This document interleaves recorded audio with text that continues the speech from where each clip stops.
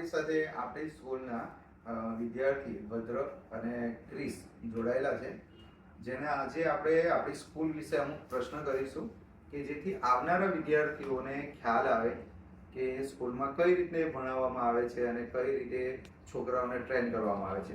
તો સૌથી પહેલા ક્રિસ, કે આપણી સ્કૂલમાં જે ટીચર્સ ભણાવે છે બરાબર કોમર્સમાં, જેમ કે આપણે બીએ ની વાત કરીએ તો બીએ ના સર તમને કઈ રીતનું ભણાવે છે?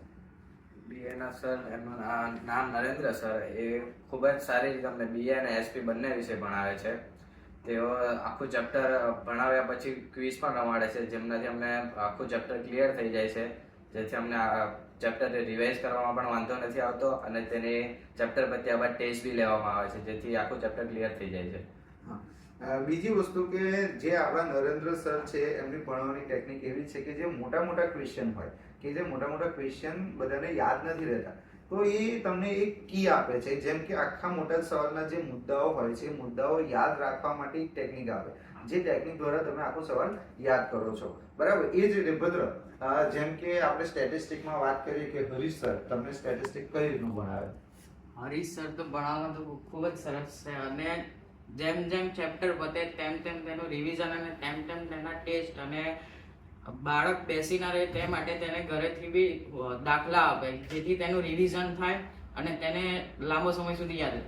બીજી એક વસ્તુ મને એ જાણવા મળેલી છે કે સાહેબ બોર્ડ પર તો દાખલો કરાવે છે, પણ દાખલો કરાયા પછી બેન્ચીસ પર ફરી ફરીને દાખલા કરાવે છે.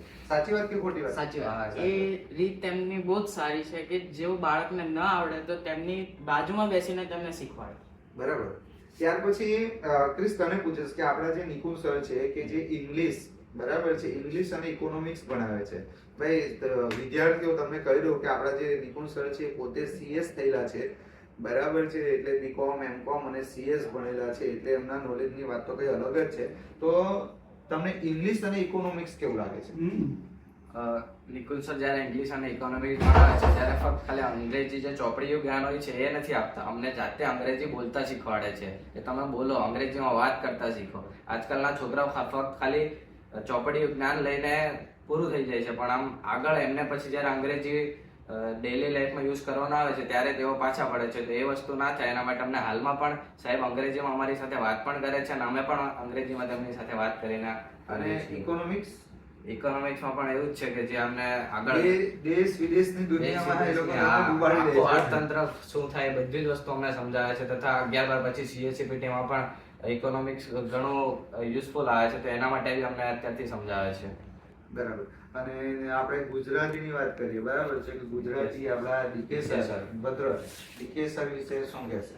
ડીકે સર ગુજરાતી વિષય લે છે, તે ખૂબ જ સારી રીતે ભણાવે અને ચેપ્ટર પછી એનો ટેસ્ટ હોય જ છે અને તે ભણતા ભણતા આખું નાટક તરીકે તમને શીખવી દે કે પાઠમાં શું આવશે અને તેમને પાઠ શરૂ કરતા પહેલા આખું વાર્તા સ્વરૂપે તમને સમજાવે કે આ પાઠમાં શું થવાનું છે.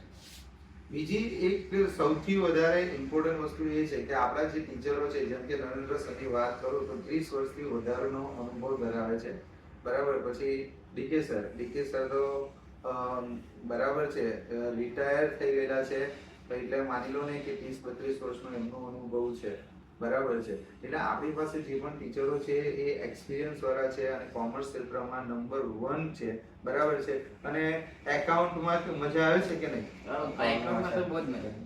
બરાબર. તો હવે આવનારા જે વિદ્યાર્થીઓ છે કે હવે જે નવા વિદ્યાર્થીઓ જે કોમર્સ લેવા માંગતા હોય, બરાબર, તો એવા આપણે જીઆઈડીસી ના વિદ્યાર્થીઓને તમે શું કહેવા માંગશો?